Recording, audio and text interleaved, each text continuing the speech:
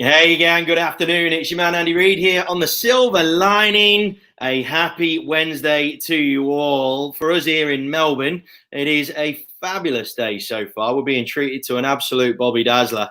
And I tell you what, from one Bobby Dazzler to another, I have been keen as mustard to get this chap onto the show for quite some time. David J. Burns, for those of you that don't know who he is, he runs a consulting group in the food product sector, in the food and beverage industry. Very much seen as something of a lighthouse in that field that people guide themselves through to safe ground by. He's a top guy. Also just become a dad again. And aside from anything else, he's from sunny Eastbourne over in Blighty. Mate, how are you? Welcome to the show. Very well. Thanks for having me on. And as you say, I'm looking out the window here. Beautiful day in sunny Melbourne. So I'm very well. Thank you. Fabulous, mate. Look, thanks ever so much for coming on the show. For those of you that don't know, this show is all about helping people to see the silver lining in the sticky situations that they may be finding themselves in. This second series is all about the greatest comeback, how we can get up off the canvas and rock and roll through the rest of 2020. Mate, how has 2020 served you so far? It's been an interesting year for me personally. I mean, as you know, I'm involved in the food game, primarily working with food and beverage brands supplying into retail. So it was pretty buoyant as we headed into the COVID period, and obviously, you know, with hospitality shutting down, all of the consumption of food has gone into retail. So I've actually started working with a couple of new clients over the last few months. So it's been quite buoyant. So no job keeper for me, but no, it's really very positive. And I've been, as you are, trying to keep everyone positive and upbeat on the prognosis for the future and the rest of the year. Now that we're almost back to some sort of normal. Yeah, absolutely, man. I mean, look, the food and beverage game, it's definitely a tale of two halves, right? We've got like you said, the buoyancy and the demand, the crazy demand on the retail sector, and people trying new stuff. I would have thought, getting bored with the standard crap that they've been dealing with, or the stuff that they're used to when on normal day-to-day life that they consume and don't even really think about too much. So the time spent being able to sort of try new stuff and diversify there, but it's literally chalk and cheese, isn't it? With the actual with the hospitality sector and venues and the absolute sort of chaos that's gone on around there. I mean, you'd obviously have a few fingers in a few pies. How,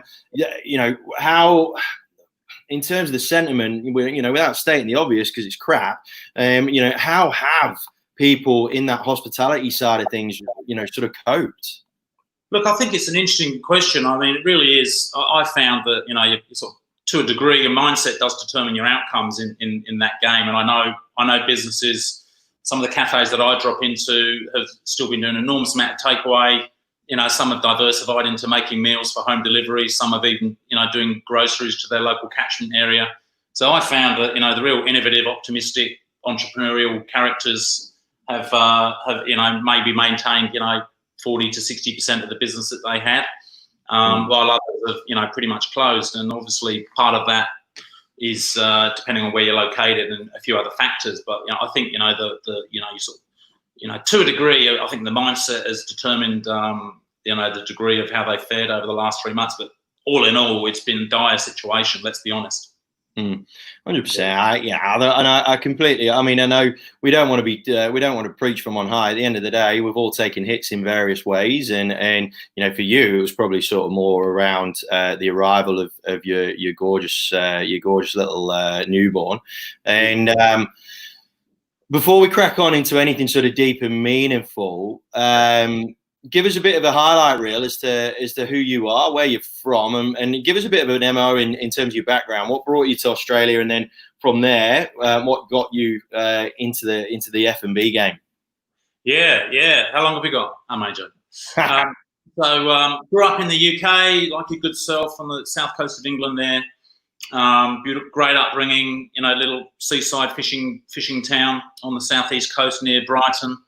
And very, very well travelled at a young age, and then decided, in the late 80s that it was time to come to Australia, which I did on a 6-month working visa 32 years ago.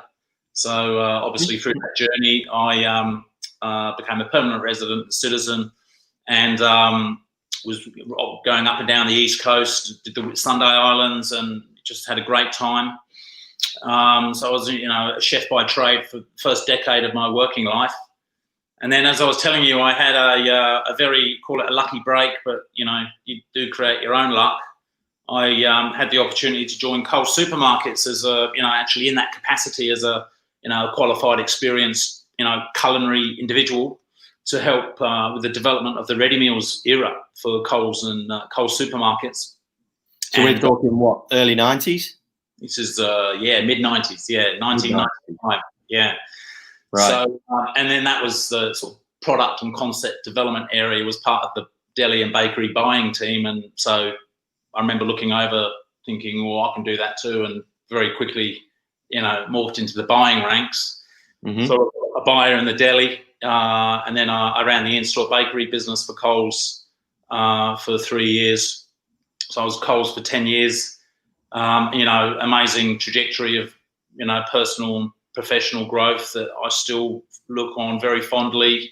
And then I used my hospitality experience and my now retail experience to, I joined BP Australia, and I developed the Wild Bean Cafe, or part of the team that developed the Wild Bean Cafe for BP here in Australia, which was in 2004. Right. And obviously that's kicked on, and I went on to lead the merchandise team for BP. So I had this, outrageous trajectory of, professional, personal development over, I guess a decade and a bit more. And then I spent some time with Metcash in Sydney, and commuting from Melbourne to Sydney, which wasn't overly enjoyable for a period of time. And then about 4 years ago, what I thought was going to be in between corporate roles, I started working with a friend of a friend who was developing a brand and a new range of products, and then it just snowballed from there. I met Gary and Emmett and Sarah from Remedy Kombucha. So I spent 18 months or so working with the team at Remedy Kombucha, and then it just snowballed from there. So most of what I do is working with small, medium, but large companies as well in the food and beverage game with their strategy, helping them grow their business and reduce their risk. But I also do a little bit of work on the hospitality side as well. And then the type of work is very diverse. It's strategy, brand and positioning, marketing, sales and distribution, and anything that's ultimately needed by largely the brand. So here we are. That was a lightning speed 30 years or so.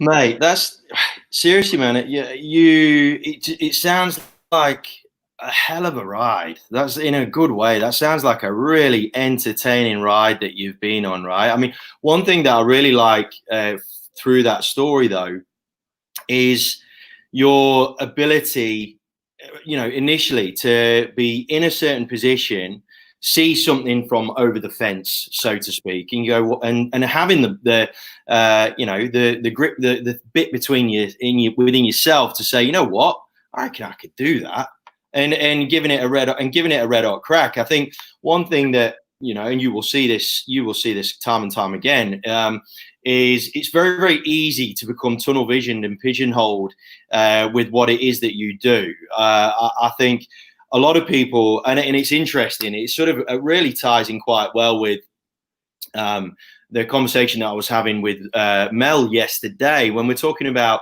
stay-at-home parents and stay-at-home mums in particular, who pigeonhole themselves into this whole, all I can be as a mum, all I can be as a stay-at-home mum, or whatever the case may be, when in fact our skills as individuals, as human beings, are so transferable, but so few people really, really talk about that. It seems to be a stick in your lane type thing, whereas you were a chef, and chefs are a particular breed all by themselves. I mean, I do have plenty of experience on the hospitality side myself, so dealing with chefs and having stuff fly across the pass on various occasions is something that I'm not unfamiliar with.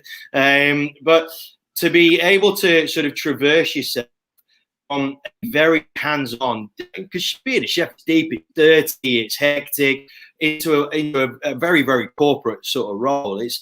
That's a transition that, face value, even if it is still dealing with food, still a big transition there, right? It is, mate. It's huge. It's huge. I think one thing that resonates while you're talking there is, I've always, in the very early days, I always felt I had more to offer than, I loved my 10 years of, in the kitchens of Europe and London. But I always thought I had a lot more to offer outside of that. And I think, a big part of moving forward with your career is, with this whole notion of fear, we all have, beat the demons, going on in our heads. And I think I've always been really good at just removing, any fear-based emotions that I have, and also really understanding in detail what your strengths are and really leverage those strengths. So for me personally, I'm very right-brained and very creative. And I think I'm also very good at really understanding, looking ahead at, where are the gaps in the marketplace for me professionally, to fill a gap, to make a difference. And I think, if I could give one piece of advice to people who want to diversify their career, it'd be those two things. It'd be, one, know your strengths in detail and leverage the hell out of those strengths, and create that point of differentiation for yourself that's going to make you stand out. Yeah. What made you think, while you were chopping potatoes or doing whatever it was that you were doing, what made you have that sort of notion of, that you have more to give? I mean, especially in such an intense job, which does require a great degree of attention, like a great degree of real focus. What was it? I mean, was it something that you had from your travels? Where did it come from? Look, I think it's a very good question. I think travel and being, sort of worldly and having lots of different experiences is part of it. But also at the time, I've got older children as well. And, when my first child was born, back in the early mid-90s, I didn't want to be working till midnight. As you know, the hospitality game is tough. So that was part of it as well. So it was a combination of that. And look, it just felt, the transitions I've made through my career, although they do appear quite dramatic, and they are, for me personally, it felt quite seamless, because they were, one step at a time. I was product and concept development, which is part of the buying team. So I was working with the buyers, and I was writing notes and, on how they do this and do that. And, I used to look at people and think, my God, it's amazing that you're doing that. And then it dawned on me that, I could do that as well, and probably better. Yeah, absolutely. Why the hell not, man? And I think this is one of the whole topic of limiting beliefs is such a thorn in the side of so many people that they, like I said, I've referred to it as pigeonholing before, instilling those limitations on oneself, and we all, it's relatively common knowledge that we barely scratch the surface of our potential. The vast majority of us are in that sort of pot, apart from the top maybe sort of 1 or 2% on the planet sort of thing. And what I really like about it is, the knowledge and awareness, I think is probably the better word, that you didn't have any sort of preconceived notion. You knew what you knew, and you knew what you didn't know. And then you were taking notes of all the stuff that you didn't know, so that you had a chance to process it and all that sort of stuff. The whole fake it till you make it things, I reckon that's a bit of a false dawn, because you can't fake some stuff. If you don't know something, you'll get seen, you'll get found out really quickly, right? Yeah. And the other thing I would say, that's a very good point. The other thing I would say was, corporately, I was always keen on, giving 10% or more than what was expected. And I think I do that in my own business now. And, while that sounds sort of borderline cheesy, I think that's a really important trait. If you want to progress in your career and you really want to forge ahead, then you're really going over and above is really key. And, subsequently, standing out in the crowd, definitely. And I think, look, and that's a piece of advice that I feel is transferable across any industry in any walk of life at any stage. Like lots of real estate agents, for example, that watch this. They're always looking for ways to stand out, and how can I set myself apart from my competitors, and blah blah blah blah blah. And they're all looking for their silver bullet. There's an article that a good friend of mine, Sarah Bell, wrote, released just today, about this whole silver bullet notion. Everyone's looking for the better fix, the greater fix, when ultimately what you just said is going to stand the vast majority of people apart from anybody else if they just put in that extra 10% effort above and beyond what anybody else is doing. That's going to stick your head above the water anyway. Definitely.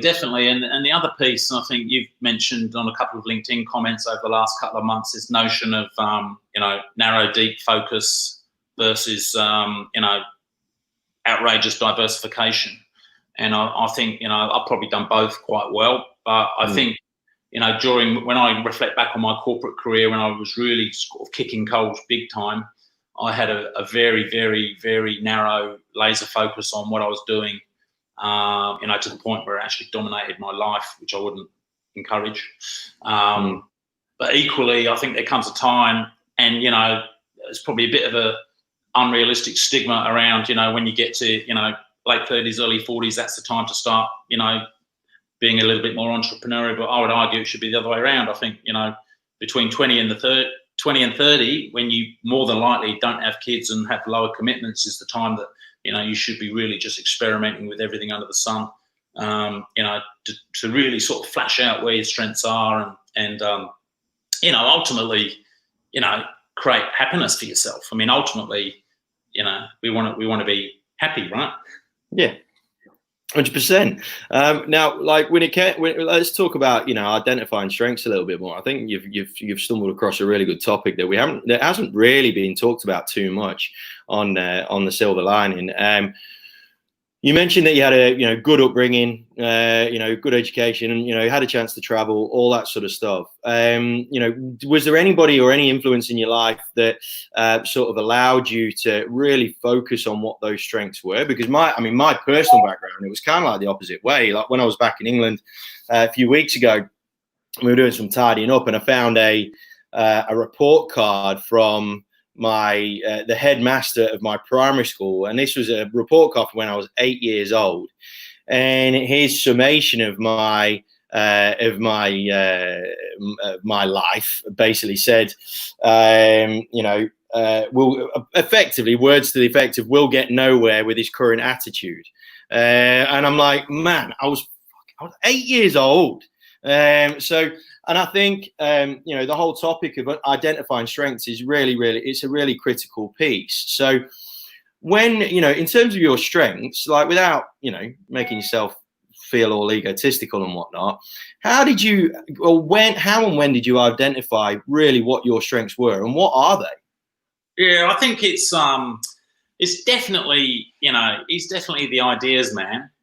And, you could argue, a lot of people would say the same thing. But I think, when I go back over my corporate career and the last 4 years of doing what I'm doing, I am very good at coming up with ideas that are going to, make a difference, create a point of differentiation, and create some sort of commercial outcome professionally, but then also personally as well with the family. It's just, I just enjoy the dynamic culture of personal and professional life, and falling out of that comes a lot of ideas, mate.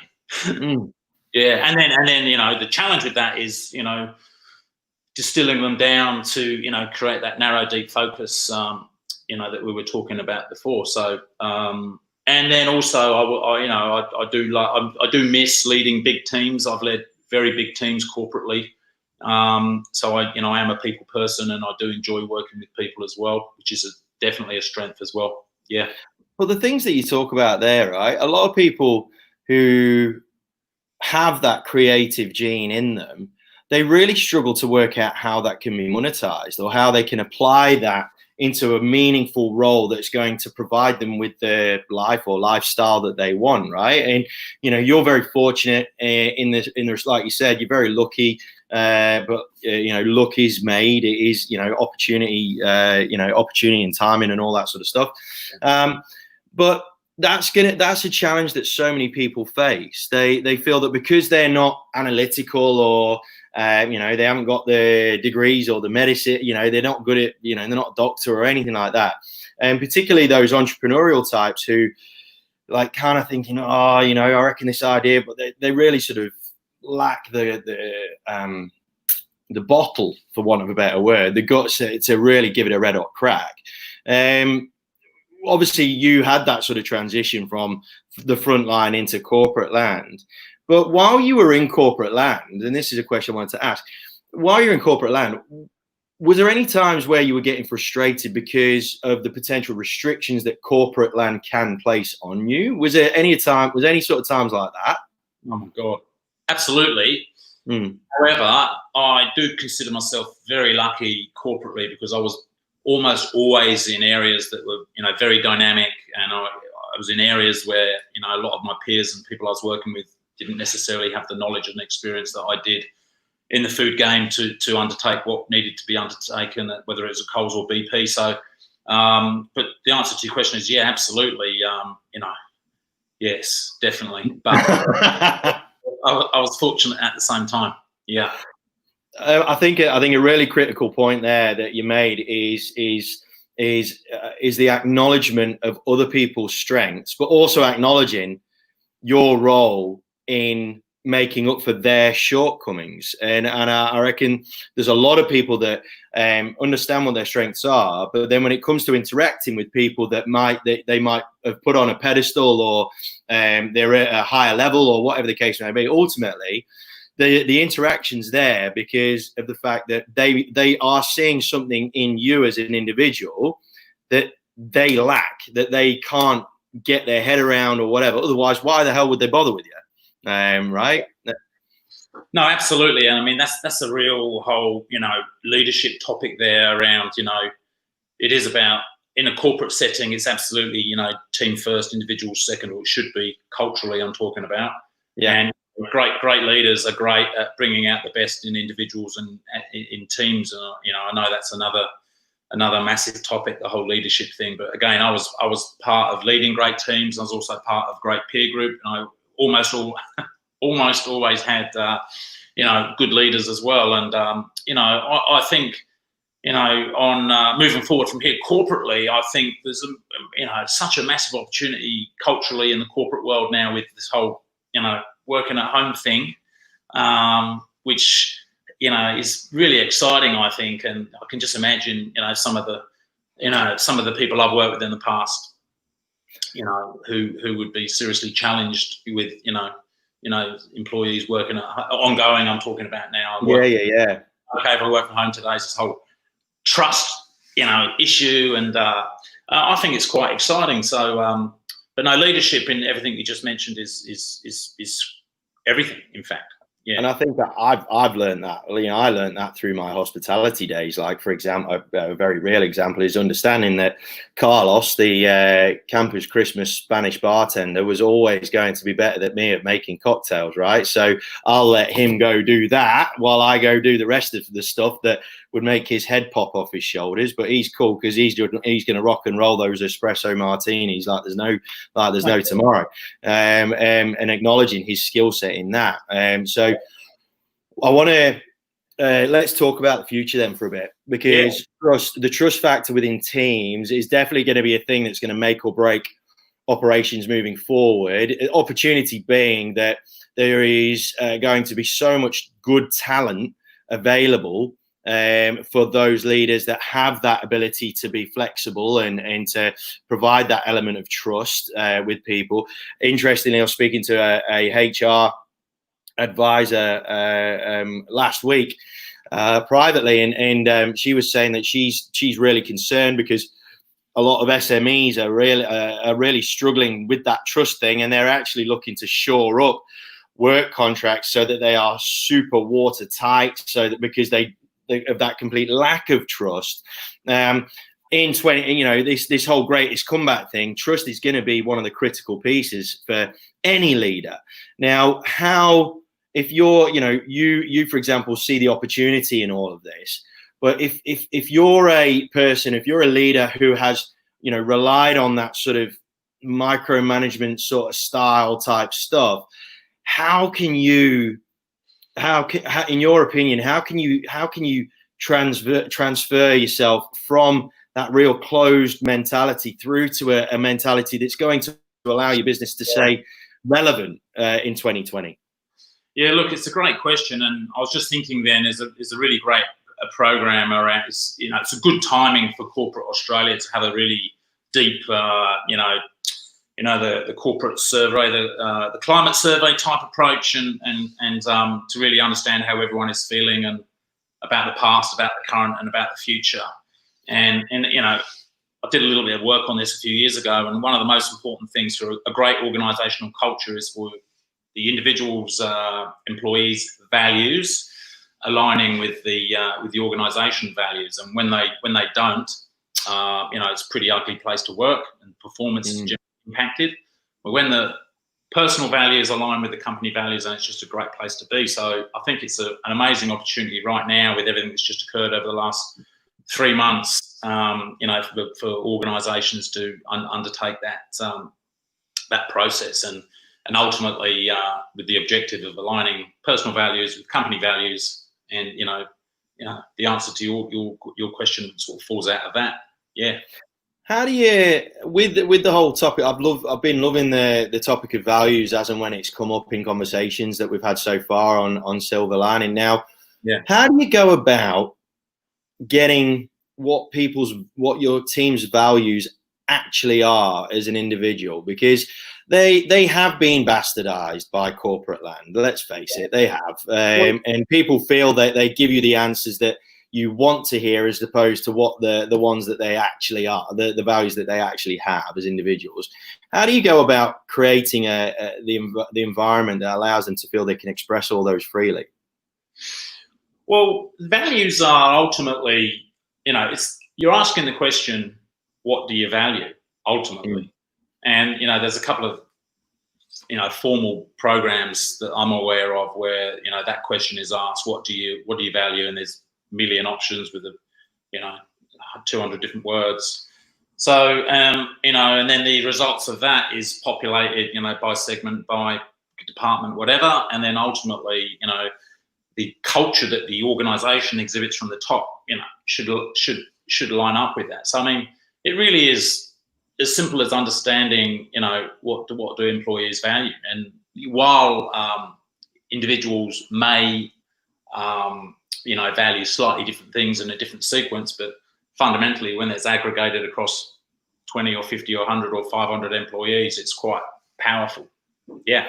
And I've been involved in organisations where the difference between the individual's values or what they value is quite different to the organisation's values. And what's been the upshot of that? Oh, look, and then there's obviously, workshops with employees around how do we bridge the gap between the individual's values and the organisation's values, and what's the core issue here? Oh, and obviously it needs to be supported from the top.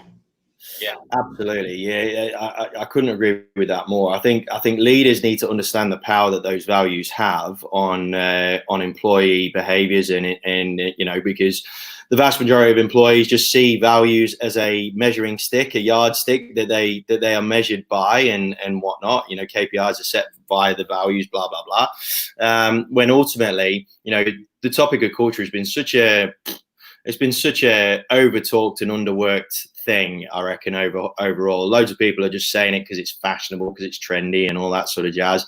Chatting to Laura Ann Brown, who is a behavioural analyst, and she said quite wonderfully that disc profiling as well, which all sort of falls into this umbrella, is being so incredibly underutilized in terms of the power and the potential that it has in, with regards to the answers that it brings and the potential for improvement within your business or organization off the back of what that disc profiling sort of brings. And just in the amount of people that are giving it lip service or very little more than lip service, because they feel it's a trendy thing to do, or there's been lots of trainers and coaches that have just tried to say, right, I'm a trainer in this, I'm a coach in this is what you do because it's a trendy thing to do. And the people that actually understand the power contained within those things, right? So you're absolutely spot on. I think now is absolutely the time where alignments need to be found, synergies need to be found within your teams, and where those synergies aren't, so that you can either ascertain how to get yourself worked around those synergies, or whether decisions need to be made so that for the betterment of the individual and the team, right? Now, mate, I want to talk again. If we look into our crystal balls and look ahead, going into the future, like I said, you have that beauty of being able to look into retail as well as the hospitality fields and what have you moving forward. Sort of final topic I'd love to talk about is for those frontline businesses, whether it is retail or hospitality, because you can sort of talk about them in similar veins to a degree. Right. With respect to the consumer experience and consumer, and with your product, your product and brand development side of things, I noticed even just last night you did a video about how the topic of personalization of your brand and how personalized it is becoming, and whether it's the right thing to do or the wrong thing to do, and the humanization of that interaction. How do you feel that's going to play out moving forward with respect to those frontline businesses that want to have uniformity, but ultimately there is still that need for the human experience has become so much more important now and brought to people's attention? Yeah, it's a great topic. I mean, so the video was about should you be the face of your brand? Yeah. Yeah. There's absolutely no doubt about it that consumers do understand buying local, buying from small to medium, startup brands are more exciting, they're more dynamic, and they can now differentiate those types of brands versus a multinational brand. That said, multinational brands are getting quite clever and a lot of them have identified that is a challenge or an opportunity for them to be more agile and be more personal and local, et cetera, et cetera, et cetera. So I think it's a really diverse, rapidly changing area, but from a where you can absolutely be authentic as a brand and a product, and really be very clear on who your target consumer is, whether you're a small player or a large player, then you're going to resonate with consumers far more effectively, definitely. And I think the embracing of if you are a David versus a Goliath, embracing that ability to be agile and working it to the best and to the maximum of its potential, I think is vital in any business, right? In any sector, realistically. We've talked about the individualization of leadership with individuals within your team being absolutely critical nowadays. People have had to rework their entire family structure in order to maintain their jobs and their lifestyle. So therefore, I think there is a degree of employer heading towards the employees world a little bit more, and looking to collaborate on a bit more of a neutral ground. And I think the same could be said for consumers, right? The same could be said for businesses and consumers. I think consumers have become a bit more precious, understandably, with respect to where their dollars are going. Everyone's become a lot more financially sort of conscious as to what they're spending their money on and where they're spending it and what have you. And there's the opportunity within that, to really sort of provide a level of value, a level of service that really justifies those dollars spent. And every dollar spent, you tag an emotional experience onto each dollar spent, and the amplification of your brand will become way more significant nowadays, right? Definitely, yeah. And I think consumers are now more than ever becoming more health conscious as well. Yep. And then the challenge there is a lot of the good quality health food products are slightly more premium. So, I do think, over the next 12 to 24 months, the affordability of some of the products and brands that consumers may have enjoyed is going to be a lot tougher. So that the brands, need to invest more into promotional pricing and make it more accessible to more people. But yeah, it's an exciting landscape. I mean, You know, all the retailers and distributors are still doing range reviews and interested in seeing new lines. And you know what, that really hasn't stopped, to be honest with you, over the last 3 months. You know, where we had the toilet roll frenzy, it stopped for a couple of weeks, which I still can't quite understand, by the way.